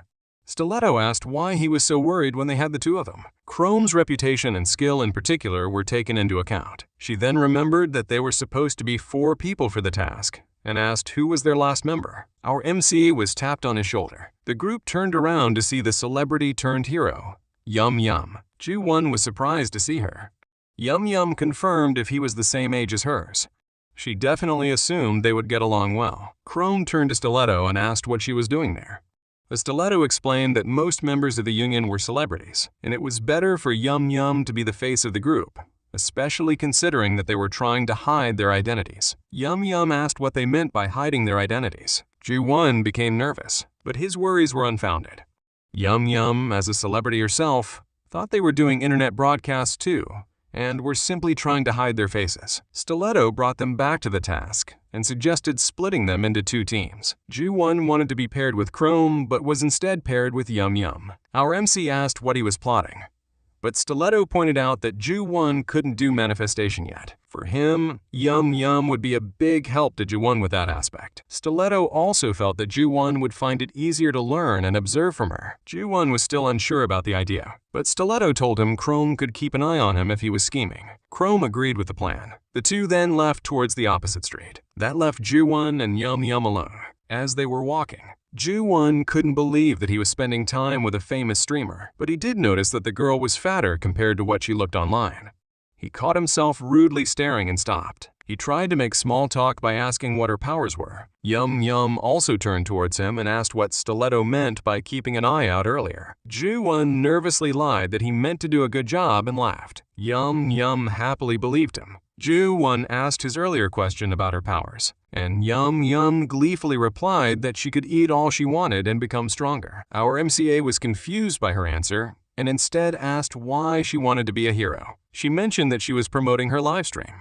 He then rephrased his question to inquire if there was a specific reason she intended to utilize her abilities. Yum Yum a chocolate bar and replied none and asked if one really needed a reason. Ju-won wondered if Stiletto had been messing with him about learning from her. Yum Yum said one should just think about what they really wanted to do. For her, it didn't have to be something amazing. Our MCA repeated her words and thought about this. In his mind, this simple-minded woman had more clarity about the reason for using her powers than he did. The two were about to round a street corner when Yum Yum stopped, and as they looked, they found a giant green humanoid figure. It kind of looked like Hulk with the ripped shorts too. Ju-won thought it must be their target and planned to sneak up on him. His plan, however, was foiled when Yum Yum started to open a bunch of candy bars and eat. Our MC was dumbfounded. He then grabbed Yum Yum's arms and asked to put the candies down. This dummy asked him why. The sound of her snacking attracted the target to them. The villain started running towards the two. Yum Yum gathered up her energy, and she clarified that she needed to eat a snack before she could confront him. Suddenly infused with immense power, her previously somewhat plump physique underwent a dramatic transformation. She then delivered a powerful roundhouse kick and sent the opponent flying to a wall. Yum Yum was now emitting energy. Ju-won recalled her earlier description of her powers and wondered if she was using calories. It seemed like Yum Yum was burning fats as she emitted energy. Yum Yum stretched. In RMCA's mind, what she explained earlier about her powers was literally it. She was happy to get some exercise. Where there was previously some fat, her body was now incredibly toned and muscular. The monstrous man stood up and proceeded to launch another attack against her. Our MC shouted to warn her, but then calmed down when he realized and saw Yum Yum was unharmed. She had crossed her arms to shield herself from the attack. Yum Yum said she probably burned 300 calories. Just from that, and she could now eat one more chocobar. She channeled her power to her fist and delivered a forceful punch to the monster. The monster was surely hurt from the strength of her attack. It started growling and quickly fled. Our dear streamer was alerted as they saw the villain running away. Ju-won was even stunned that the monster was still fine. Yum Yum tried to chase after it and instructed Ju-won to contact the others. Ju-won was left on his own. He was definitely amazed by the scene. He then took out his phone to call the others. What seemed to be like mud was approaching behind him, and before he could dial, something took away his phone. It began to undergo a transformation into a human form. Holding his phone in front of him was a man covered in gray muck. The man said he couldn't call his friends now, and heated Ju-won's phone in the process. Our MC hadn't been told that there would be another person here. From his assessment, it seemed that the guy was mentally stable, so he assumed he wasn't a crazed ability user. Our MCA's main priority was still to contact the others. He then asked the weird guy to give his phone back. With few options left, Ju-won attempted to land a punch on the individual and was surprised when he wasn't in front of him anymore. He felt a presence near him and turned around. The man had swiftly maneuvered behind, now entirely coated in grime and brandishing a knife against Ju-won's side. The stranger smiled and said no. Ju-won was in a predicament. He is being held at knife point by this weird stranger. He attempted to land a punch on him from behind, but he felt something off when he hit him. This strange man asked why Ju-won would just hit someone. He then took a look around and asked where the pretty girl had gone. Ju-won ignored this and asked how he was related to the A-violent ragers who appeared here. The stranger pretended to act coy and said he didn't know. He stated that maybe he was the one helping the manifestation of their desires. Probably their teacher, he added. As he explained, these users weren't able to manifest. With a wicked grin, he explained that he was giving them a helping hand. Hearing this, Ju-won deduced that the weird guy was the one turning them into those creatures. Ju-won closed up his earlier wound with his powers and took a fighting stance. The stranger grinned and sprinted towards him. His attack coated Ju-won's right arm with the mucky substance. Upon closer inspection, it was mud. The guy took a deep breath and began expelling mud bullets from his mouth. Ju-won dodged the attacks, but his arm was still encased in the mud. It wouldn't come off. The guy laughed and said his mud was stronger than a tire once it stuck to someone. He took another deep breath. He fired another volley of mud bullets. Ju-won instinctively arched his back, attempting to evade them, but some parts still stuck to him. More of his torso was encased in mud, making it harder to move. Ju-won realized staying like this was disadvantageous to him. He then planned to get closer. The guy didn't even flinch and called his move reckless. Ju-won could barely hit him as he was covered in muck. He channeled his other arm with so much more power and aimed for his opponent, but it just pierced through the mud guy's body without harming him. Our MC couldn't believe what just happened. With the unsettling grin, the man remarked, Ju-won strikes where it stings. Ju-won's arm was stuck inside the guy, keeping him still. His opponent used this opening to strike him in place. He took one punch, and another. Ju-won was enduring a severe thrashing. Our MC was enraged and tried to retaliate by channeling more power into his punch. Muddy just smirked, because before Ju-won could hit, another violent rager appeared between the two to shield the guy. Ju-won hesitated to attack the rager. He channeled much less power into his fist, and this hesitation earned him a punch. The attack sent him flying. Ju-won was taken aback and didn't have the power to attack the rager. But still in his mind, despite the opponent's monstrous appearance, He was still human. It was Muddy that turned him into this raging monster. Our MC seemed to be stuck and ran out of moves. Muddy taunted Ju-won, claiming he was uninteresting, and mentioned that he already had many individuals like him in his collection. Ju-won was struck by his words. "Plenty?" The guy replied yes, and another new rager appeared behind him. Our MC was stunned. Not only was he surprised, but also he was covered in mud that limited him from moving. Now there were two monsters right behind Muddy. Two more also appeared behind Ju-won. Muddy then commented that being strong was such a cliché superpower after all. Ju-won realized the danger this guy had. He was creating these ragers in large numbers. Muddy bid his goodbye to our MC. He now planned to go to Yum Yum, which seemed more fun for him. Our MC tried to move to stop him. This guy gave the ragers command to get rid of him. The ragers seemed to be wearing something on their neck. Then suddenly they all started to glow red and act hysterically. It looked like the collars caused them to move this way. Ju-won now noticed and wondered what that was. The puppets became more aggravated and powerful and started to aim for our MC. One by one, they tried to strike him. He didn't even notice the one behind him and was taken by surprise. The hero could barely dodge these dangerous blows. He tried to evade an attack from the ragers and thought of Yum Yum's condition. In his mind, she may not have any idea about these monsters. Two other monsters were aiming for him. They attack one at a time. The enraged were now delivering successive strikes to him. Ju-won was at a disadvantage and took a beating from them all. One rager tried to deliver a strong punch, but his fist was stopped by our MC. At last, he seemed to be in control.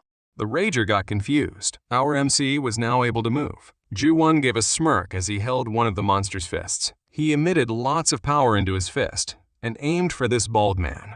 In his mind, it was now time to go his partner Yum Yum. The bald blue monster took a huge blow from our hero and was thrown in an instant.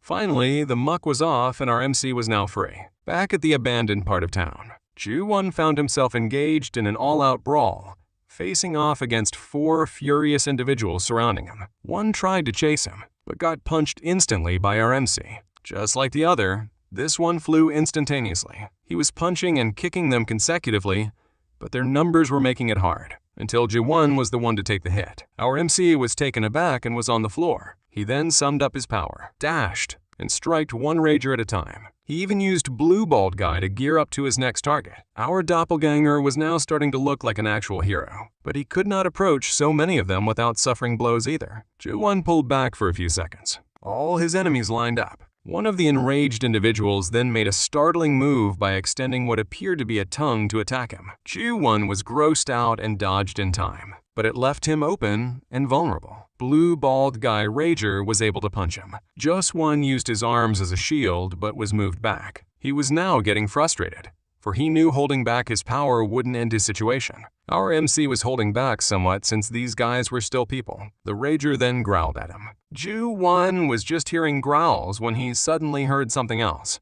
It was clear that the monster stated that it was hungry. On the other side of town, Yum Yum had taken down the first rager. She was happily stretching and lamented that she should have streamed live today's accomplishments, but took it back since live streaming as a rookie probably wouldn't look great.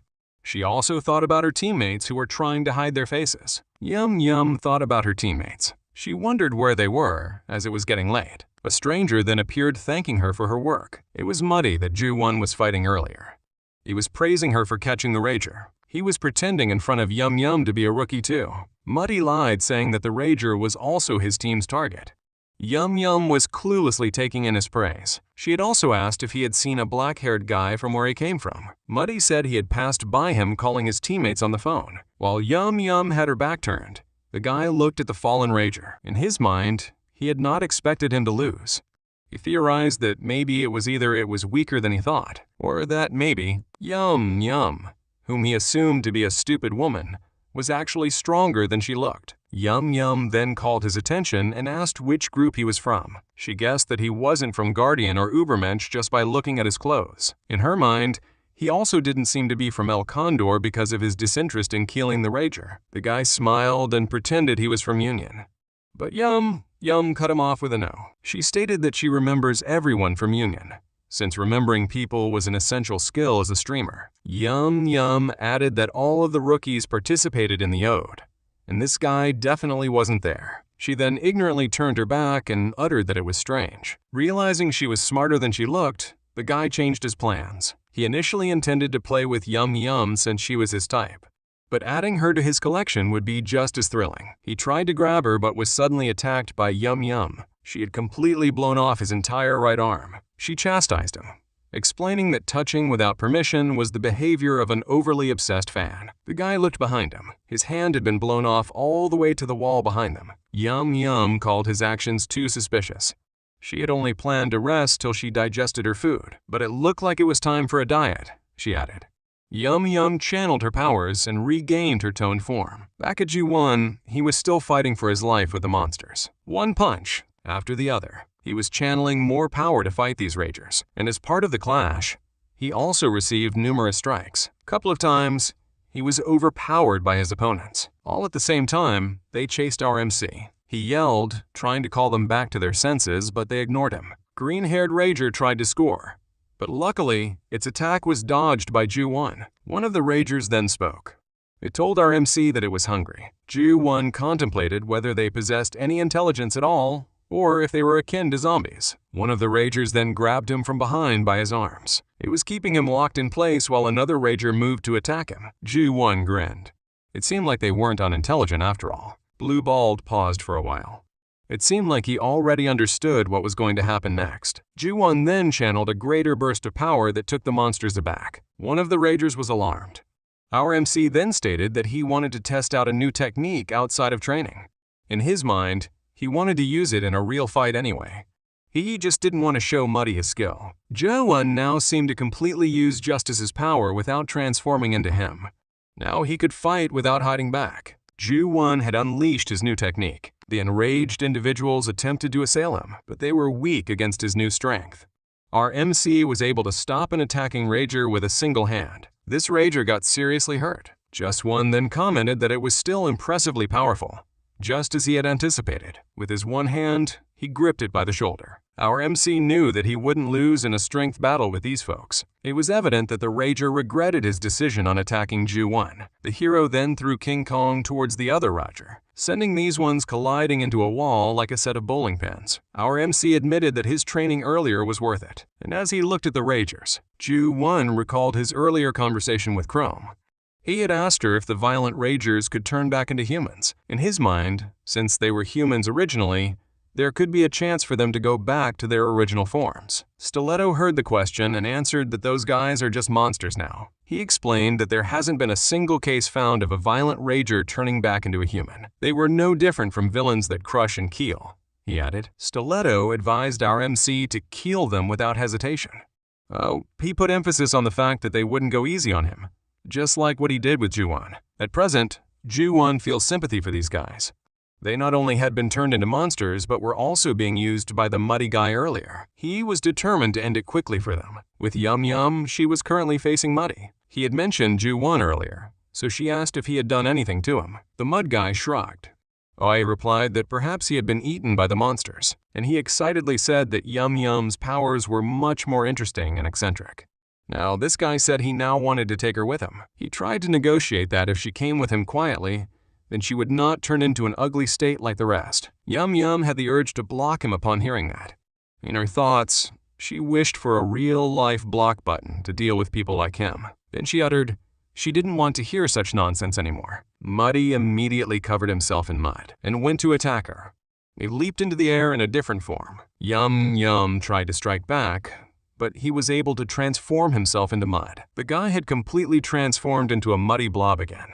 Yum Yum was able to recognize what material he was using. Muddy confirmed what it was. He swiftly launched an attack on our streamer, taunting her if she could even utter a sound anymore. Yum Yum responded yes and geared up to jump. She sprung extremely high to escape. As he inhaled, Muddy asked if going far would even help her. He then casted Mud Skill from his mouth. Yum Yum cheekily replied yes. She was licking her finger, as if she just ate something up in the air. Yum Yum then raised her hands to create a giant sphere of energy. She immediately threw the sphere down towards her opponent. Muddy was shocked at how much power she was emitting. There was a huge impact. The area was completely damaged. He quickly ran away to dodge and commented that it was some firepower, and wondered if it could work long distance as well. Muddy assessed, however, that with such force, she must be using a lot of energy and would not be able to use it constantly. He was proven wrong because Yum Yum kept eating lots of candy bars. She continued to shoot huge fireballs at him. The guy was starting to panic. Muddy knew that he would die at this rate before she ran out of chocolate bars. He decided to change his strategy. He raised himself high with a wall of mud in front of Yum Yum. As she aimed toward him, she found this obvious attack odd and wondered if he was scheming. Yum Yum suddenly found herself unable to move. The floor was changed into mud, and she had been caught like a bug. As she was stuck, the guy grinned. He then uttered the word manifestation. A giant whirlwind storm of mud started to encircle Yum Yum. He casted a skill called Mudstorm. The mud was starting to heavily cling to her body. Yum Yum realized her predicament. She knew she needed to escape quickly, but the villain covered her hands in mud to prevent her from doing so. This pest was smiling already, for he knew he had her. Yum Yum didn't find a way to escape. She was quickly completely covered in mud not long after. Muddy then walked towards Yum Yum. She only had her left eye uncovered. The guy slowly returned to his human state and approached her trapped form. He explained that as the fight goes on, his mud would pop out in the surroundings like a trap. He called her cute, even if she was smeared in all of his mud. As he extended his arm to touch the streamer, this inappropriate individual declared that he still desired Yum Yum exclusively for himself, but he had no clue. Our hero, Ju-won, appeared and delivered a powerful punch to this son of a bee. Muddy was thrown into the ground. Our MC angrily told him not to touch his comrade. Of course, just like me, I can only say bad words at this point. Muddy was irritated to see Ju-won. He reminded him that he had already lost to him earlier and should have just run away. He asked why he would come back. Ju-won replied that he didn't know, but he looked determined instead of coward. He uttered that he had planned how he would rough up this guy on his way here. Back at Guardians, Haste was making her way towards the training room. She was also thinking about Ju-won and Chrome. They had informed her of their plans to infiltrate the Union, but didn't know if they were doing well. She arrived at the entrance to the training zone, only to encounter a maintenance worker obstructing the door. She asked what the problem was. The guy responded that she probably wouldn't be able to train at the grounds today. Haste looked irritated hearing this. The maintenance man said that Justice probably used the zone and tried to explain its state. But Haste went in herself before he could finish talking. She angrily wondered what Ju-won had done now. Her angry thoughts were suddenly stopped upon seeing the state of the zone. The walls were cracked and the floors were obliterated. The place lay in ruins. She couldn't help but wonder what on earth this man had done. Meanwhile, back in the alley, our MC was emitting so much power as he confidently smiled at Muddy. The guy called Ju-won's plan a joke. He condescendingly said he should have listened to his advice, for our MCI's powers wouldn't work on him. Ju-won simply smiled and suggested that he should see for himself first. Muddy relented as he took a deep breath and said he could try. He filled his mouth with mud and spat it like a bullet. Ju-won dug his fingers into the ground and lifted the slab like a shield for the attack. Muddy smirked and praised his creativity instead of dodging. He then transformed into a muddy blob again and launched himself to attack Ju-won. Initially, our MC was ambushed from behind. Now, different strikes came from different angles. He lunged forward until Ju-won's torso was completely enveloped in mud. Muddy creepily smiled and asked what his plan was. He even remarked on our MCA's seemingly foolish stance of just standing there. Muddy then jokingly asked what was different from last time then. As Ju-won closed his fist, our MC channeled his power and lifted his arms. He was able to free himself from the mud. Muddy was intrigued now. Ju-won was again completely radiating power. A glimpse of justice showed right in his eye.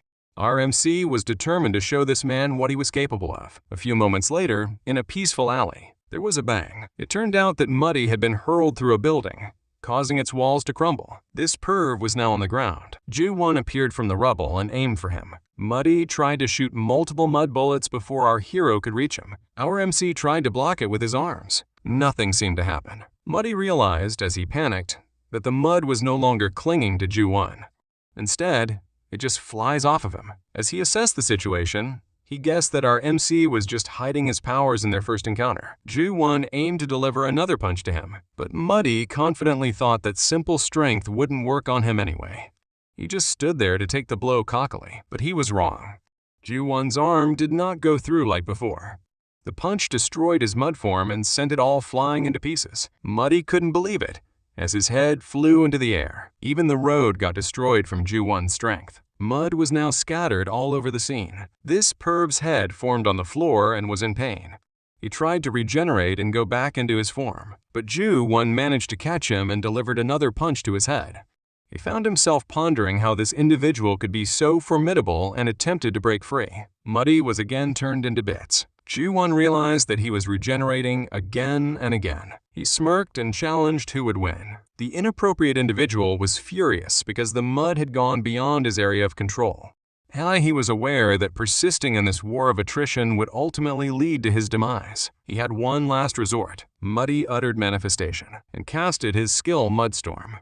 Our MC was now surrounded by a cyclone of mud. The guy asked if he could try punching his way through this now. Ju-won was surprised that he could summon this much mud. The guy mocked Ju-won for being cocky with just a bit of strength. Muddy's new strategy involved submerging in mud. Our MCA was now encased with the tornado mud, but he was unfazed. He channeled his newfound power to his arm and punched the ground. The resulting pressure and wind stopped the storm and sent everything flying away. A huge crater had formed from the impact. Muddy was again turned into pieces. He could only wonder how Ju-won was a rookie hero. He was then in extreme panic and needed to escape. However, our hero was already on the scene, intercepting his move, and referred to him as a piece of sheet. This perv paused. He then started to maniacally laugh. Muddy was left with no choice but to surrender. He even stated that our MCA couldn't do anything other than throw him away. Ju-won could hit him for 100 days straight and it would be no use, he added. Our hero smiled and asked if that was right. He started to think about his training.